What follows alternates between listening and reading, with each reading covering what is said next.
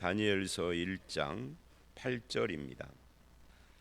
오늘 말씀은 이제 뜻을 정한 다니엘과 세 친구들이다라고 주제를 말할 수 있습니다. 여기 이제 뜻을 정하여라는 이 8절 말씀, 사실은 1장 8절로 그 뜻을 정한 것이 끝난 게 아니라 다니엘서 12장에 가면은 그 의미가 연결이 되는 것을 나중에 12장에서 볼 수가 있습니다. 그래서 이 뜻을 정했다라는 것이 어떻게 보면 다니엘서 전체의 주제라고 말할 수도 있겠죠. 그래서 이 뜻을 정했다라는 것이 뭐냐 하는 것을 우리가 살펴봐야 하는데, 여기 보면 뜻을 정하여 왕의 음식과 그가 마시는 포도주로 자기를 더럽히지 아니하리라 하고 환관장에게 자기를 더럽히지 않도록 구했습니다. 그래서 하나님이 은혜와 긍휼을 주어서 환관장에게 그 허락을 받는 거죠. 환관장이 10절에 이렇게 말을 하죠. 내가 왕을 두려워한다. 그가 너희 먹을 것과 마실 것을 지정하셨는데 너희 얼굴이 초췌하여서 왕 앞에서 그것이 보이면 그러면 내 머리가 위태롭게 되리라.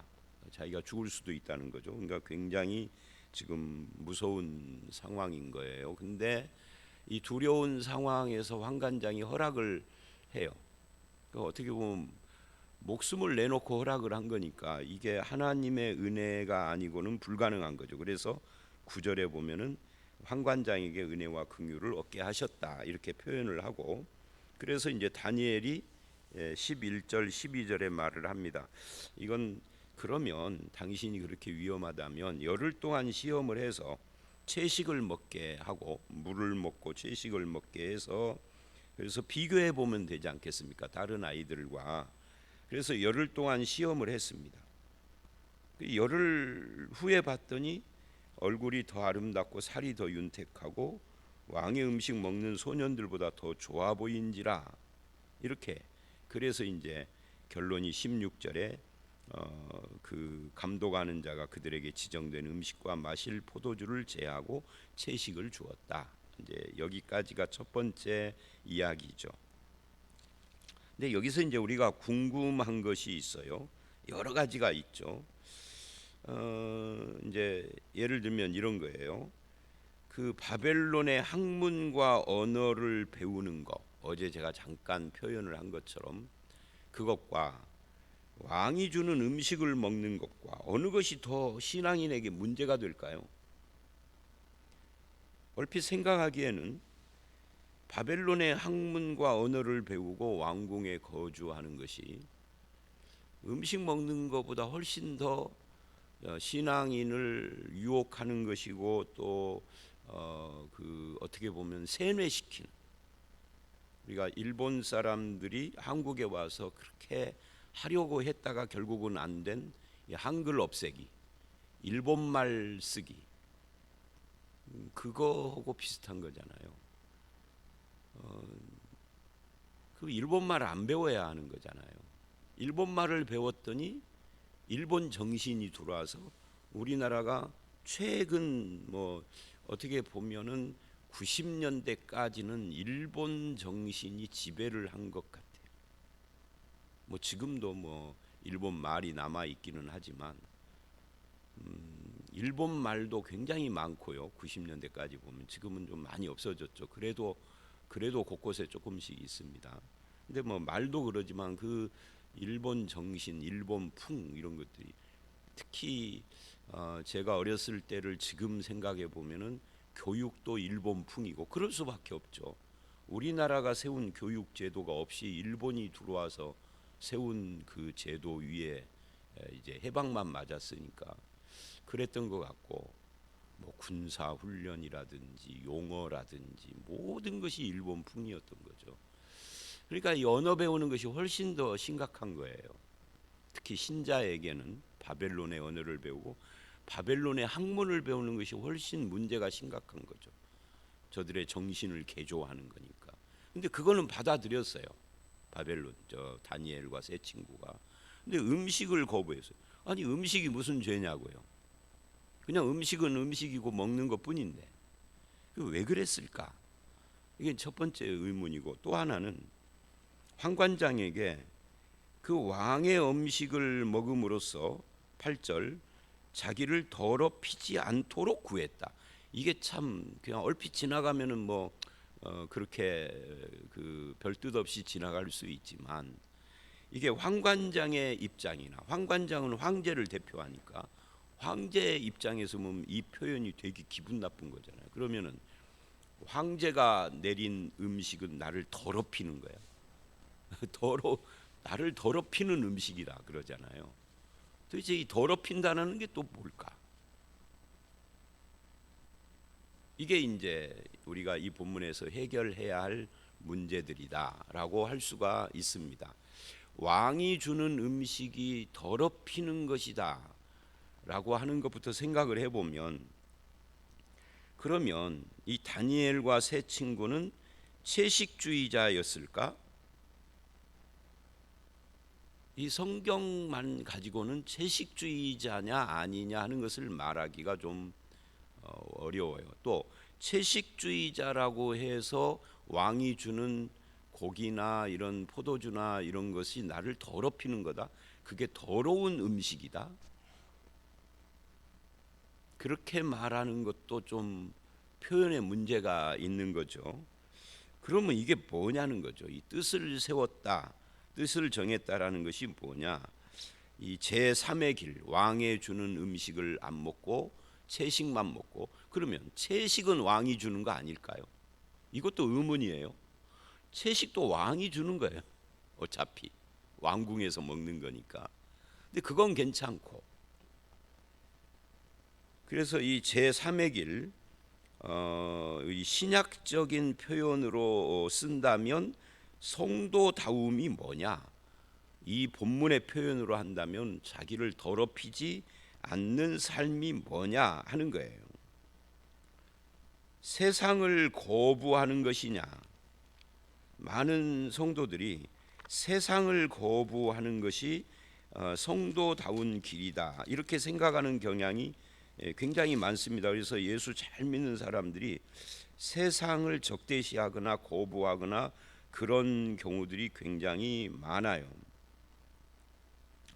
그러니까 이 제3의 길, 성도의 길, 자기를 더럽히지 않는 이것은 세상을 부정하고 거부하는 그런 걸 말하는 것도 아니고, 고기는 안 먹고 채식만 먹는 것을 말하는 것도 물론 아니고, 그러려면 바벨론 학문이나 언어도 안 배워야 하는 거니까 그런 건 아니다는 것이 분명합니다. 그럼 뭐냐 할 때 우리는 이걸 생각을 해요. 이 자기를 더럽힌다라는 말이 이 얼핏 보면은 황제 입장에서나 황제를 대신하는 황관장 입장에서는 굉장히 불쾌한 말인데, 황관장은 그것을 불쾌하게 여기지 않았다라는 것을 우리가 주목해 봐야 돼요. 그리고 받아들였다는 거예요. 그러면 이게 뭐냐라고 할 때 이런 거예요. 이게 나를 더럽힌다라는 것은 일종의 종교적인 것이기도 합니다. 그러니까 나는 여호와를 섬기는 하나님의 종입니다. 나는 종교가 기독교예요.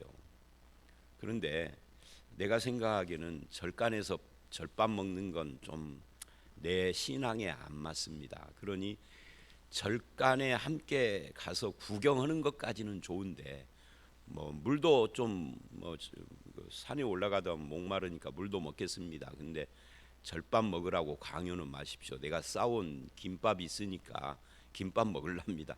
이거하고 좀 비슷한 거예요. 그러니까 이게 종교적인 이야기다 그 말이에요. 그러니까 바벨론은 다종교 사회입니다.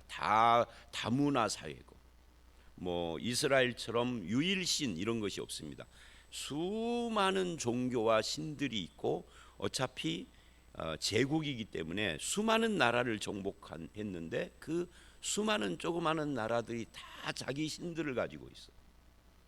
그래서 그것을 섬기는 사람들이어서, 이거 말하자면 다종교 다문화를 인정하는 사회였다고. 이거 인정하지 않고는 사회 자체가, 제국 자체가 존립할 수가 없으니까. 로마도 그랬잖아요. 황제를 신으로 믿는 그 기초 아래서 다른 수많은 종교들을 인정했단 말이에요. 근데 기독교는 황제를 신이라고 말 못한다. 우리는 우리의 주는 한 분 예수 그리스도밖에 없다. 그래서 핍박받은 거고 로마에서. 근데 희한한 것은 기독교는 핍박을 받았는데 로마에서 지금 이 시대는 그 바벨론 시대지만 지금 예를 드는 거예요. 유대교는 핍박을 안 받았어요. 희한하죠? 그러니까 유대교도 하나의 종교로 인정했다 그 말이에요. 근데 유대인들은 하나님 여호와 유일신 하나님을 믿는다고 하면서도 황제 숭배 같은 것에 별 거부를 안 했던 모양이죠. 근데 기독교는 황제 숭배에 대해서 적극적으로 거부한 거예요. 우리의 주 하나님은 한 분뿐이다 이렇게 나간 거예요. 우리의 왕도 예수 그리스도뿐이다. 로마 황제 입장에서는 이 반역하는 것 같잖아요. 우리의 왕, 우리의 주 이러니까 그런 의미하고 좀 비슷합니다. 로마처럼 바벨론도 다종교고 바벨론뿐만 아니라 페르시아가 됐던 그 전에 아수르가 됐던 제국이라고 하는 것은 다종교일 수밖에 없어요. 다문화 다종교. 많은 민족과 국가를 거느리는 거니까. 여러분 미국 같은 데도 이민 사회잖아요. 출발부터. 그러니까 수많은 종족들이 있기 때문에 그들의 문화를 인정할 수밖에 없어요. 근데 그것이 많은 문화를 융합해서 그것이 이제 현대에서는 파워가 됐다. 이렇게 학자들은 말을 하기도 하지만 근데 우리나라는 조그만 나라고 땅덩어리도 좁고 민족도 하나로 구성되고 지금은 이제 다른 인종들이 우리나라에 많이 와서 이제 그 외국인들로 한국에 귀화한 사람들이 5%가 넘는다고 그러더라고요. 여러분 5%면 대단한 거예요. 5천만 중에 10%면 500만인데 5%면 250만이잖아요. 굉장한 숫자예요. 대구시 하나만큼이 다른 나라 출신이라는 거니까. 잠시 와서 뭐 1년 또는 3년 머무는 사람들 말고 우리나라 국적을 딴 사람들이 그렇다는 거죠. 근데 우리나라는 그래도 땅덩어리가 좁으니까 단일 민족으로 가요. 지금까지는. 근데 중국만 해도 수많은 인종들이 있고 민족 국가들이 있는데 그걸 통합시킨 거잖아요. 그러니까 중국은 지금 뭐 사실은 내재적으로 뭔가 이건 뭐 사회 문화 이야기를 하는 것이 이제 이거 설명하려고 그러는 겁니다. 그래서 다시 오면은 그래서 다니엘이 지금 자기를 더럽히지 않기를 이 말은 내가 믿는 종교는 그거 왕이 주는 고기를 먹으면 안 되는디요. 나를 더럽히지 않아야 쓰겄는디요. 뭐 이런 거예요. 그러니까 환관장이 그래 이해가 된다. 근데 내가 그거를 잘못하면은 내 모가지가 떨어져. 그랬더니 그러면서 열흘만 한번 시험해 보십시오. 이렇게 나간 거다. 근데 그렇게 시험해 봤더니 얼굴이 혈색이 더 좋아. 머리도 또 똑똑하고. 그 이야기입니다. 자, 그래서 나를 더럽히지 아니하리라. 이건 그런 의미인데 그러면 채식 문제는 아까도 그랬잖아요. 채식도 왕이 주는 거고 고기도 왕이 주는 건데 고기는 왜 안 되느냐? 고기는 그들의 신에게 바치고 내오는 것들이거든요. 이거는 이 다니엘서뿐만이 아니라 예수님 시대나 바울 시대에도 예수님 시대에는 유대를 배경으로 하니까 그런 문제가 없죠.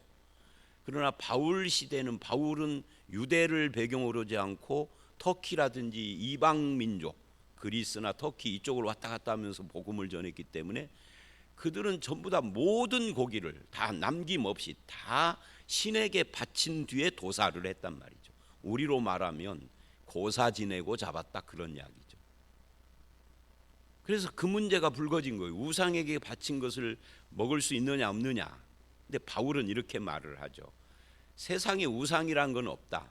신은 오직 하나님밖에 없다. 그러니 우상에게 바친 건 말만 우상의 제물이지 신이 먹은 거 아니야.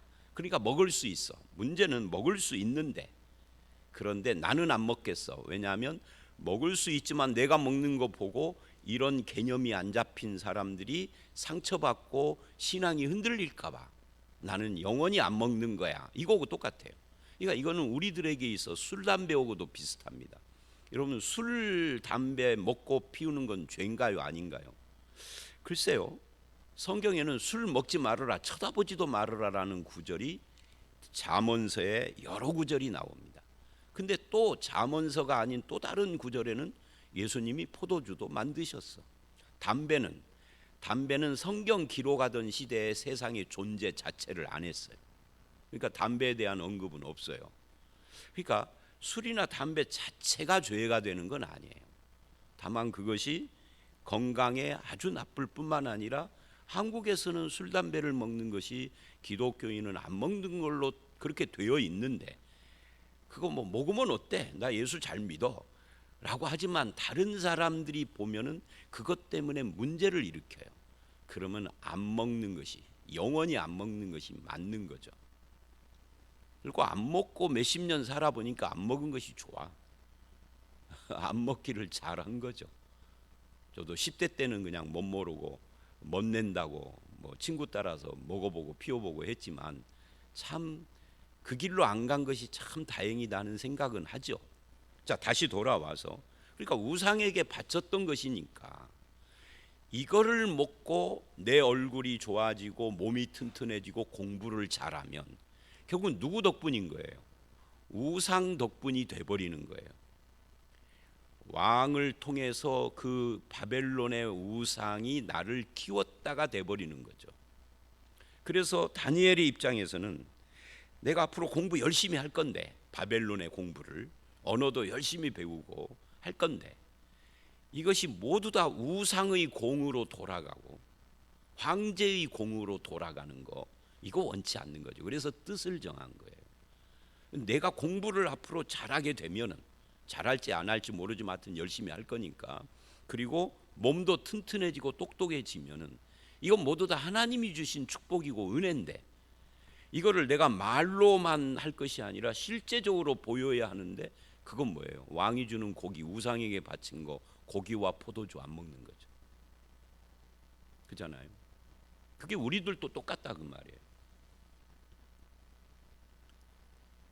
그런 의미에서 뜻을 정했다. 내가 하나님 앞에서 나의 인생은 하나님의 축복, 하나님의 은혜, 하나님이 주시는 지혜다 하는 것을 보이고 싶은 거예요. 그래서 다니엘서는 계속 이제 2장 3장 계속 다니엘의 어떤 사건들이 등장하는데, 다니엘이 꼭 하는 말이 있어요. 하나님께서 내게 지혜를 주셨고 하나님께서 어떻게 했다라는 이야기를 항상 왕 앞에서 해. 왕의 문제를 해결해 주면서도 왕은 와, 다니엘 너는 되게 똑똑하구나 그러는데, 아니 내가 아니고 하나님께서, 꼭 이렇게 말을 해요. 그리고 이제 12장 가서 결론을 내려요. 자, 그래서 이제 그런 의미에서 이 본문이 주는 의문 두 가지는 해결이 됐다라고 봐요. 결국 나의 모든 것, 학문이든 재능이든 소유든 지위든, 이것이 우상과 이 세상이 주는 것이 아니라 하나님이 주시는 축복인 것을 분명히 했다. 그래서 왕의 음식, 이 음식이 그냥 음식이 아니라 채식은 뺐으니까 고기를 말하는 거예요. 채식은 먹었다는 거죠. 그러니까 고기와 포도주를 거부한 것입니다.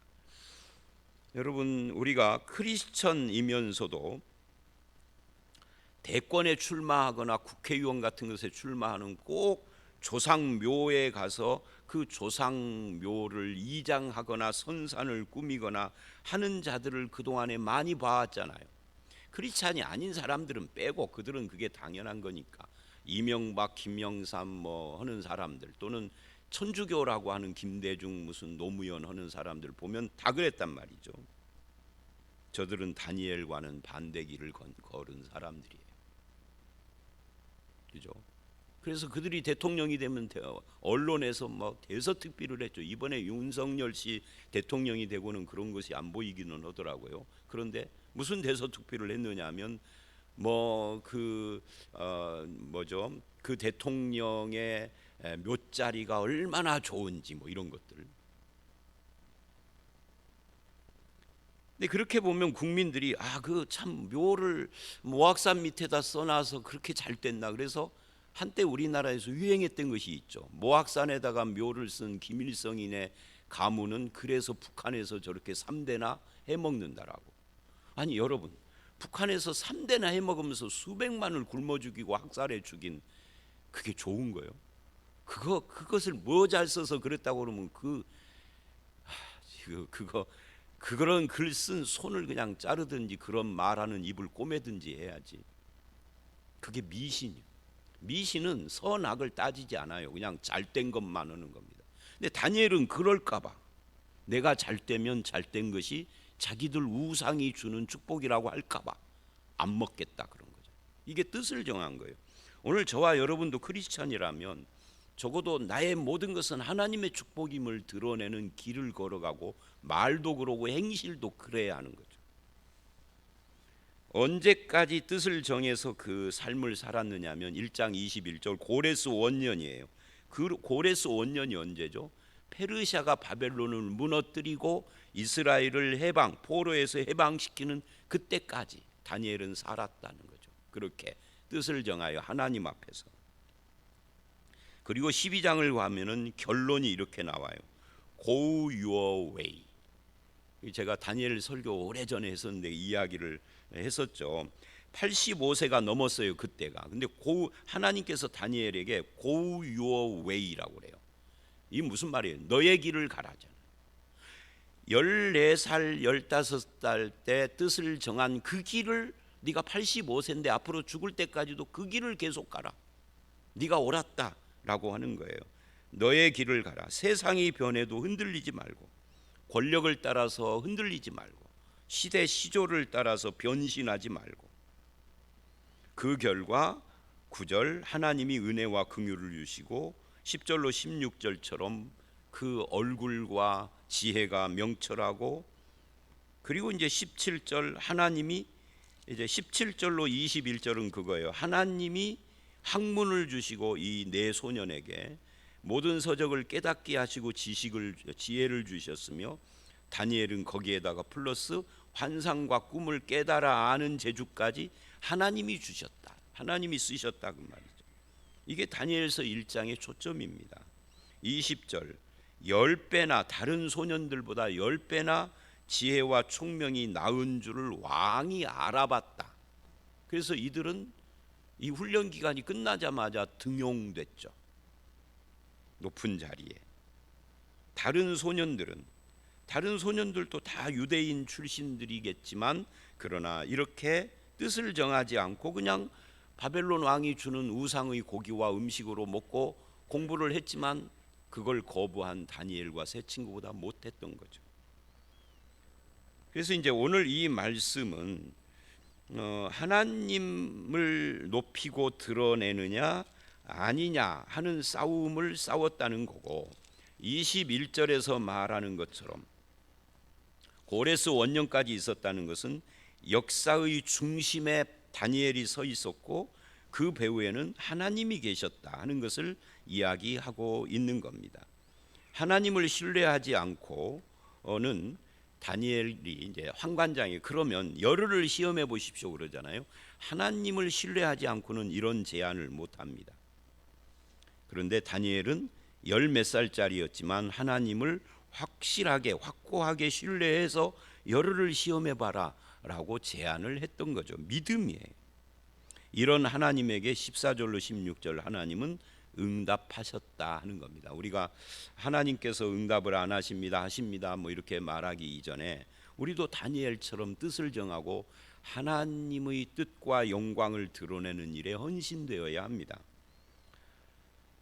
오늘 말씀 여기까지인데 바벨론의 학문은 거부하지 않았다. 그러나 우상이 그 지혜를 주고 우상이 자기들을 키운다라고 하는 그런 말을 듣기는 원치 않아서 그거는 거부했다. 근데 우리는 거꾸로 해요. 세상 학문이나 세상의 어떤 이런 것들은 거부하고 오히려 그것들은 받아들이는 그런 어리석음을 범하는 거죠. 세상 자체를 거부한 것은 아니다 하는 것을 중심으로 해서 여러분이 정리를 했으면 좋겠습니다.